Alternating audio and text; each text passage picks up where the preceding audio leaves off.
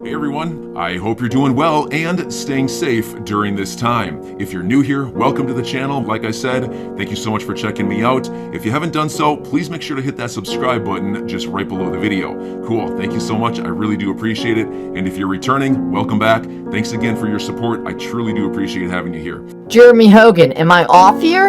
And this is a pretty decent question. Brad Garlinghouse said in that email that XRP price responded well when Ripple said it would lock up. And Jeremy Hogan says it looks like the email wasn't sent outside of Ripple, so its relevance is limited. So there's two key points to point out here. One, Jeremy Hogan is saying because it stayed inside Ripple, there's very little the SEC can use to say here that Ripple was promoting this to the market, and therefore Jeremy Hogan seems to think this really limits what the SEC is able to use in terms of evidence from this email. I also want to point out and add on to this kind of the point I made earlier, in which XRP, no matter what, will react to a small degree to what Ripple says simply because Ripple has a lot of XRP. But it's such a subset of a tiny little argument, and it really has no bearing on the fact that regardless if it does react, it's still not a security. Just like even if oil prices react to the fact that, say, Exxon said, I'm shutting down tomorrow, I'm not producing any more oil. Oil would react in price simply because Exxon is heavily involved in oil. But oil is a decentralized commodity that Exxon has no control over. Yes, oil prices might react to a small degree, just like XRP prices might react to a small degree if Ripple makes a significant statement like they did right here. But that does not imply it's a security. It's simply a reaction to market participants trying to speculate on the value of XRP based on what a very large market participant said. And this is super easy to keep in the back of our minds, because I think sometimes we hyper-analyze these different situations and lose track of the sight that XRP fundamentally is not a security based on the SEC's own rules. Let's keep moving now, and I pointed this out. I said it seems like the SEC is saying a cat is a dog, and this email is saying, yeah, but it has a tail. I want the SEC's answer to Ripple disbands tomorrow. Why does XRP still have value? XRP has value outside of Ripple. There is no single promoter. Howey test equals fail, hashtag XRP. I want to keep moving now, and Jeremy Hogan really spins this in a really good way, and I think this didn't get enough attention. He said, reading about the Greek rebellion against the Ottomans, the Brits traded rebellion bonds on the London Stock Exchange, which value changed based on the military success of the rebels. That is how a security behaves.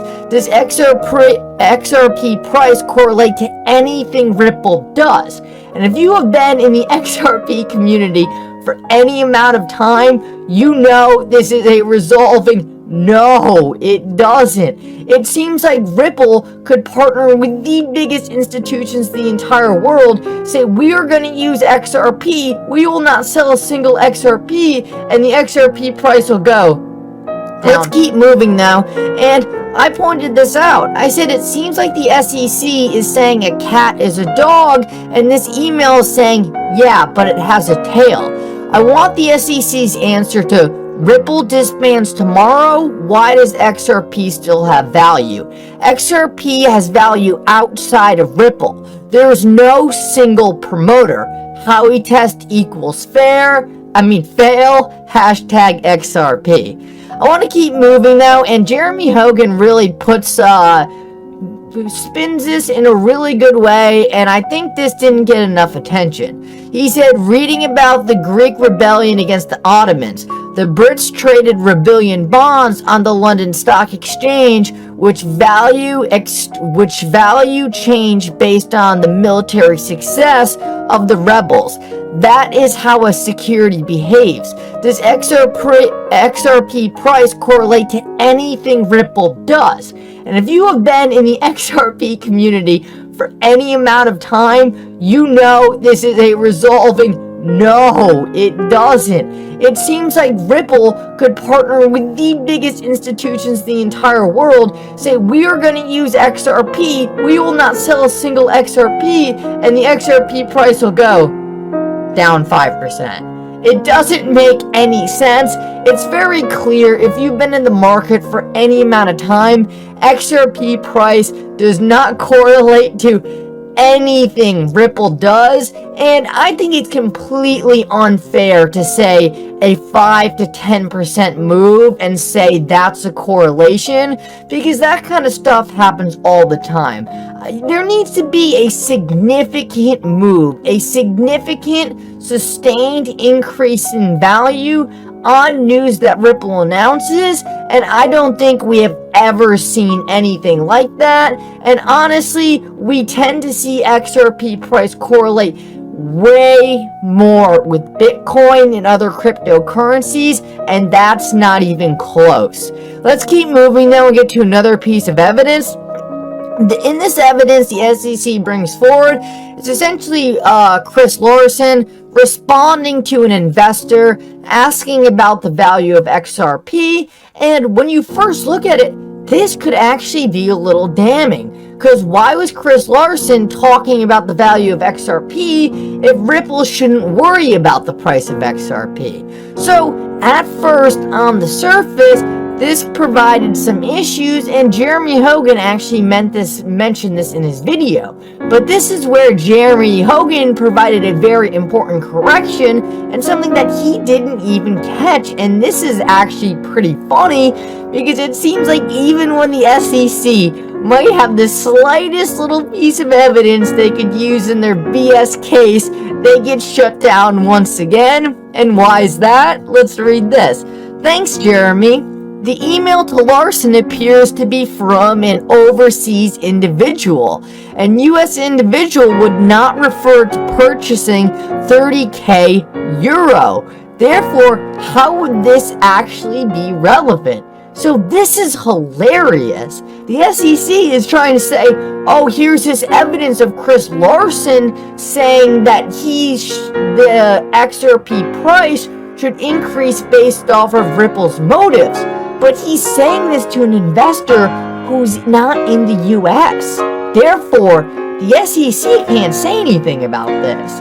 This letter is completely out of the SEC's jurisdiction, and this is actually hilarious because maybe, and don't get me wrong, this isn't any kind of damning evidence. This is just a very, very small piece and some of the first evidence we've actually seen that might slightly favor the SEC.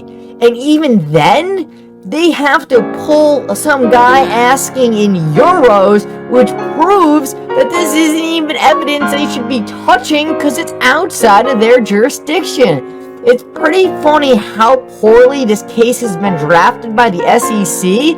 And it's starting to look like that if this is their best evidence, it is not looking good for them at all.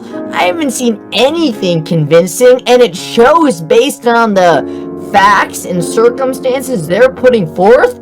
They are desperate.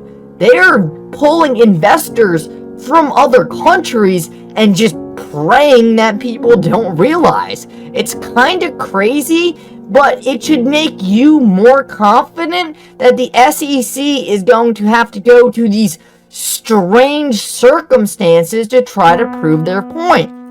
Jeremy Hogan tweets out, and this is really important that we need to understand because Jeremy Hogan really seems to think one of the most important things we saw based on this ruling is that Judge Torres is here and she's in action. Jeremy Hogan tweets out, she's going to rule on the big motions anytime soon. It's the beginning of the end. And guys, wow, I am hyped to hear Jeremy Hogan say this. It seems like this lawsuit has been going on for absolutely ever, and this is the first time I've heard Jeremy Hogan really speculate on the fact that things are going to start ramping up.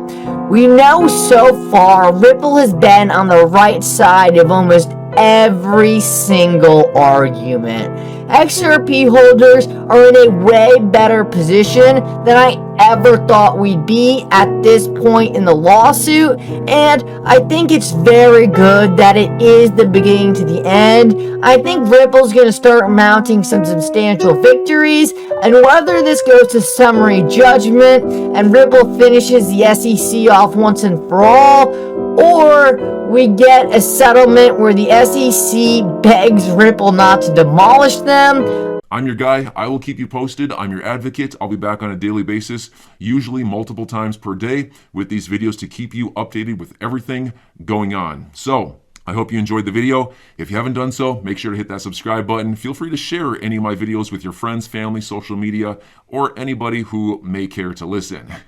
Thanks so much for your continued support. I'm always here for you. I want to help you through this time. So thank you so much for continuing to choose me. Enjoy your day, stay safe, and I'll catch you again probably in a couple hours. Thanks, everybody. See you later.